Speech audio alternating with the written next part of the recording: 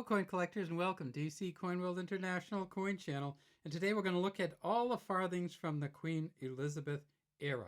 Now of course you know if you collect United Kingdom coins that Queen Elizabeth became queen in 1953 and they stopped making the farthing in 1956, and so you're kind of wondering why we have those two over there from 1952.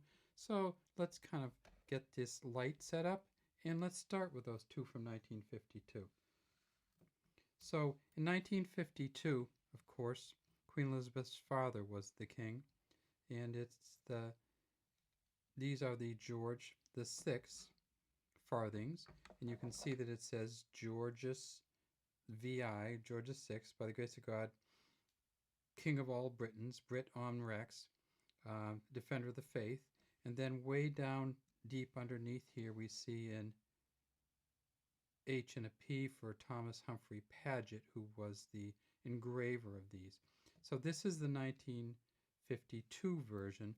Now of course in 1952 George VI died, and so in 1953 they came out with a new farthing. This is a 1953 farthing, and of course on the front is Queen Elizabeth II, and you can see that she faces to the right, her father faced to the left.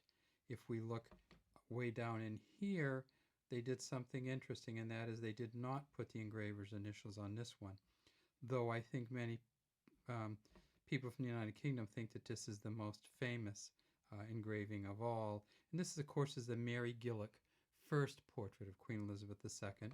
Came out in 1953 on this coin, and it says Elizabeth II, Dea Grath, by the grace of God, Britt Regina. So the difference in Latin between king, which is Rex, and Regina, which is queen, adds letters on. And then this Mary Gillick portrait was just so fine. She's wearing a laureate wreath for her on her head, with the tie in the back and the ribbons flying out the back. This Queen Elizabeth was 29 years old at the time of this.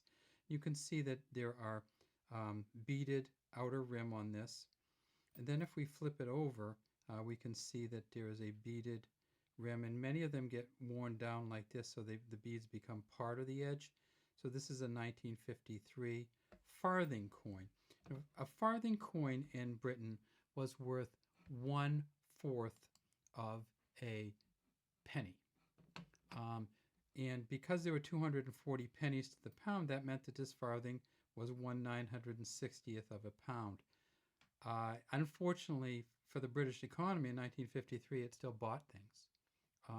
So imagine what 1/960th of a pound would buy you now, which is like 1/10 of a cent, 1/10 of a penny, British penny. But it did buy something in 1953 because following World War II, it took a while for the British economy to rebuild, and for them to just rebuild the buildings and everybody to get back on track, and for them to rebuild the workforce for all the men and women that had died during World War II. So this is a 1953 farthing, the first Queen Elizabeth farthing, and there are some rarities to the Queen Elizabeth farthing, and we will look and explain to you what they are. Now the first of the rarities involves this cross on the front. Now there are some versions of this farthing where the cross on the front goes straight up and hits a dot. This is called the Obverse when you list at the front, or the Obverse. If that goes straight up and hits a dot, it's going to be more rare than if it doesn't.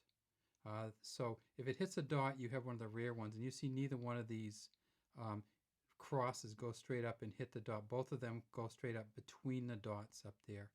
And let me magnify this so you can see that better. So see, if you go straight up this cross, it hits a space in between, and straight up this cross, it hits a space in between. Now that's not the only anomaly of these coins. There is also one that's on the reverse, and it's where it says farthing. So let's look at these two reverses and see if we have anything here. And when we look at the reverses, one of the things, of course, we want to look at is the initials right here. This is a Eurasian Wren, like Sir Christopher Wren, W-R-E-N.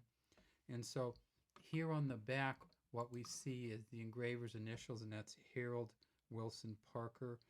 And if we, this is pretty much as magnified as it's going to get. I don't really see the H, but I definitely see the W and the P. And so Harold Wilson Parker's engraving initials. Now, if you want to find the two different back sides or reverses of the farthing, what you do is you look for this F. If the F hits a dot, that's one reverse. That's actually called the B reverse. F hits a dot, that's a B reverse. F between the dots, that's an A reverse. So what you want is you want an F between the dots for the most rare of them, and you want the cross on a dot. That would be, they call that the 1A. Cross on the dot, reverse between the dots, and that was, they issued those only in plastic sets. It's kind of scarce, but they're generally very good. So that's a great one for it. If you have the farthing between the dots and you have the cross between the dots, but in this case we have the cross between the dots but not the F between the dots, that is the rarest of all, and they think there's probably less than 60,000 of them were ever made.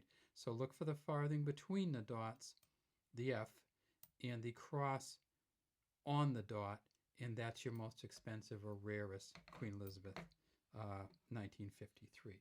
Now the other years don't have the same kind of things about them. Mostly they just kind of go through. Now remember that 1953 was, of course, a coronation year, and that in 1953, because of the coronation, we kept the United Kingdom kept the Britt Omni on here. So when we get to the 1954s, we see that we have the Mary Gillick again, but we have different words on here. So it doesn't say, see here it says Dia Gratia, by the grace of God, that's in Latin. Here on the 53, it said Dia Gra. They took off the TIA because they wanted to add this Britt Omne, or Queen of all Britons, Britt Omne Regina. So this one, you'll notice the letters are bigger. And the portrait actually seems smaller, but it isn't, I don't believe. I think it's just that the letters are bigger on the 54 and after ones. So in 1954, they made the farthing, and they did not have a bunch of different ones that people collected. They were pretty uniform. The F went between the dots on most all of them. I think maybe all of them that I know of. And the cross went between the dots. Let's see if we can just show you that too. Cross between the dots right there. Yeah, so that's a 54. Next up is the, that's another 53 that kind of snuck in there. Let's look and see if we can find, there's a 55. 55, same kind of back. Same front, the Mary Gillick. 56. This one looks like it's been cleaned, and you can kind of see sometimes you get a little bit of a rubbing in there. I don't believe in cleaning coins, but if you want to clean them, feel free, especially if you're going to keep them yourself. If you want to try to sell them to somebody else, cleaning them will make them virtually unsaleable to most experienced collectors. They just don't like it. And there's a 55 and 56 there. Okay, so how many did they make? Well, in 1953, they made a bunch because Queen Elizabeth had just become queen. So they made 1.3 million of the 1953s. This first one, 1953, 1.3 million. 1954, they made, let me get that number for you, 6.566 million, so they made a bunch more. In 1955, 5.8 million, and then in 1956, 1.99 million, or 2 million. So they didn't make many, and people didn't use them much, and there were other coins that they could use, like They could use the halfpenny, which was worth twice what a farthing was, or they could use the penny, which was worth 4 times a farthing. So why would you have the small coins? Well, as we got into the mid-50s in the United Kingdom, the farthing wasn't buying enough. And so they said, we're just not going to make any more. Now, you might see some things that says the farthings were produced until 1960. They weren't actually minted after 1956, however.